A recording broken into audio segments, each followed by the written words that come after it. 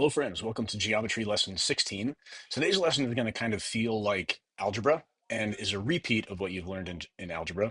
I want to introduce it in a way that might be new to you, though, and might help you think about it in a way that might make it easier to understand. So let's jump into it. I'm going to use a term that's going to sound kind of interesting. The term is index. You're familiar with indices. Indices is the plural of index, by the way. One example of an index is like a grade, right? So you get a grade that's 70%. Okay, what does that mean? That means what it is. It's actually a comparison of two numbers, but it's given in one number. So it's one number that expresses this comparison or this combination of two numbers. What are the two numbers? The points you got and the points available. Those two things are combined into one number, which is an index. Another would be a batting average, right? So if someone has a batting average of zero point 0.3, we call it 300. What does that represent? How many hits they got versus how many at-bats they had. Again, there are two numbers that we combine into one number. So we say 300, and we know what that means because we know what the two things are that it's referring to, right? So here are some slides. Let's say you're working for a company or something. You got to pick out the steepest slide. You know, people like steep slides. Um, and rather than saying like, oh, this one's steeper than the other one, we want to come up with an exact number, an index for describing the steepness of these slides. And we want a higher number, a higher index to mean that it is steeper. So if we take a look at these slides, we can tell which ones are the highest, right? The tallest. That's simple. It's this one's the tallest. But is that necessarily the steepest one? What's the steepness going to depend on? The steepness of the slide is going to depend on how the height compares with the length of the slide. And so we've got two numbers. So how can we combine these numbers? This one is 15 and 15. So that's the same height and the same length, 10 feet and 5 feet. So that's twice as much height as length, right? And then this one is 21 over 18. So it's more height than length, but it's not twice as much like this one. So we can kind of tell that this one is the steepest, right? Well, we can come up with some different ways of combining these numbers, but the way that's going to give us the higher number for the steepest slide is by dividing. Right? If I take, for example, 21 divided by 18, I can simplify that to 7 over 6, right? So this is like 1.16, something like that. 10 over 5, that equals 2. And then 15 over 15 equals 1. So that gives me this one is the steepest, and it also gives me the highest index. Okay, so what did I do? I took the height and I divided it by the length. What does this number tell me? What does an index tell me? So for example, 70% on a test means that on average, you got zero point 0.7 points for every 1 point available. Someone has a 300 batting average. That means that on average, they have like a 30% chance of hitting, right? Or that for every one at bat that they have, they hit the ball zero point 0.3 times. I mean, it's an abstraction, it doesn't make sense, right? But that's mathematically the meaning of that number. What does this mean? This means that for every one horizontal, for every one horizontal change in position, I go up 2 feet.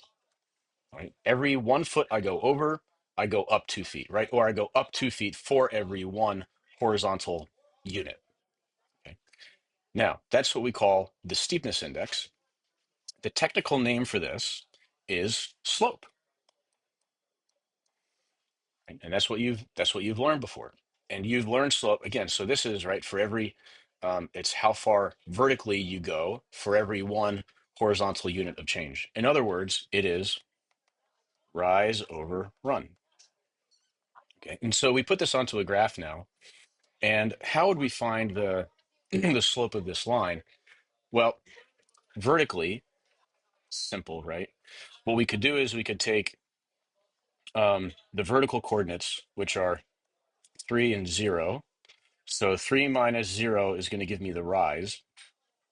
And then for the run, I'm going to take 2 minus 1, right? We've got 2 and 1, so 2 minus 1. So this equals 3 over 1, or just 3. So 3 is the slope of this line. And in math, we have a way of writing slope. We have a special letter that kind of represents it in some contexts, and it's m. So what did we do? I have 2 points here. The 2 points are 2 comma 3 and 1 comma 0. Right, that's that point, and 2 comma 3 um, is the other point up there. And so what I've done is I've taken the second y coordinate, so y2, and I subtracted the first y coordinate, y1, over x2 minus x1. This is the formula for finding slope. Now, you could look at this and just figure out, okay, what's the height, what's the length, and go from there. Right? And that would be fine. You can do that, but you're going to be in some situations where you can't just count the number of units, and so you need to have this formula. Also, cases where you have the slope and you have one of the points and you have to find another point or something along those lines. So um, let's take a look now at this graph over here. We've got two lines, and what's the difference between them? Notice that this line extends, and it actually goes through the 2 points that we had before, the 2 comma 3 and 1 comma 0.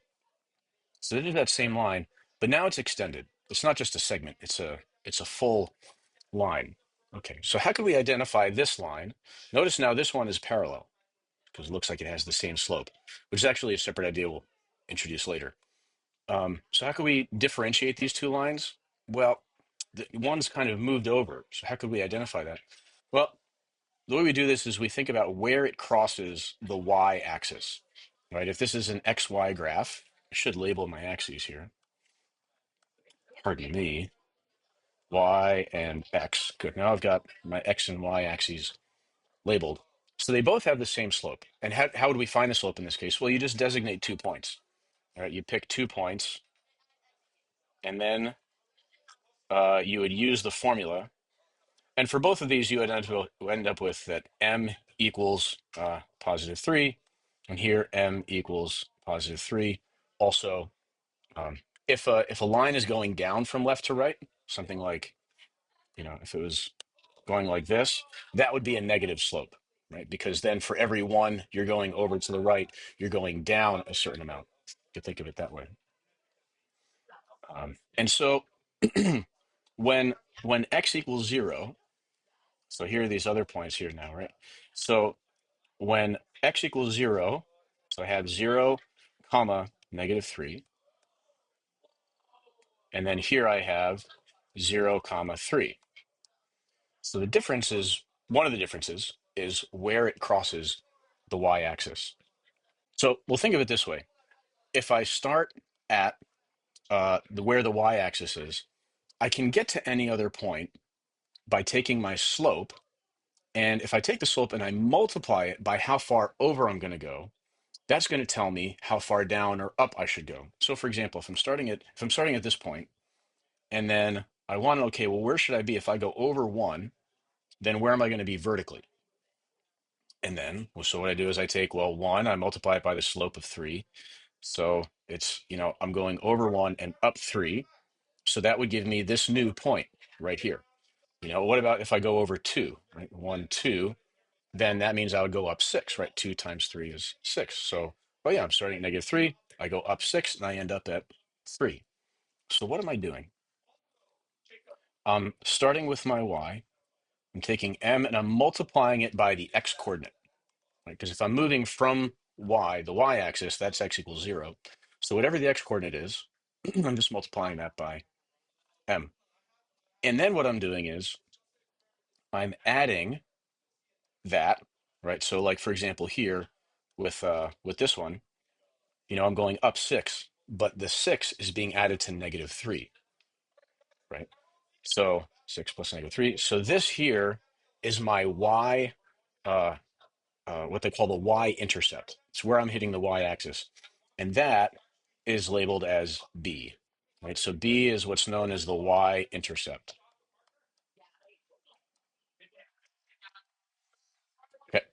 Okay. This is what we call slope-intercept form because M is the slope and B is the y-intercept. So for these two lines, the blue line would be y equals, so 3.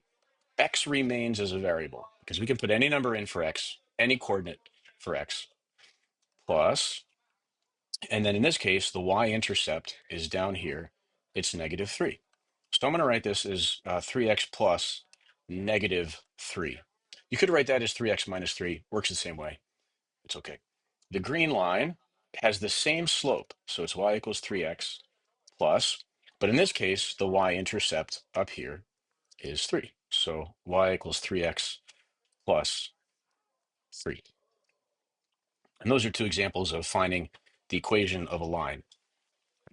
And you can have situations also where they give you a couple of points and a slope, and so then you can work from that.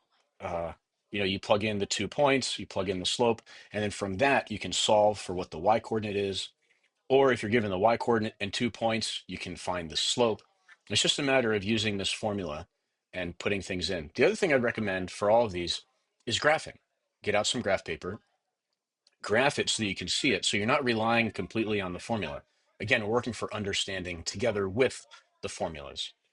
So draw the graph, write out the formula, plug in what you can. It's almost like a brain teaser, right? You're kind of given some clues. You have to figure out the other things and use all of the resources that you have available to you. You have the graphs, you have the equations, you have these formulas, and put them together. That's going to create the fullest understanding for yourself. So thanks for watching. Don't forget to like and subscribe.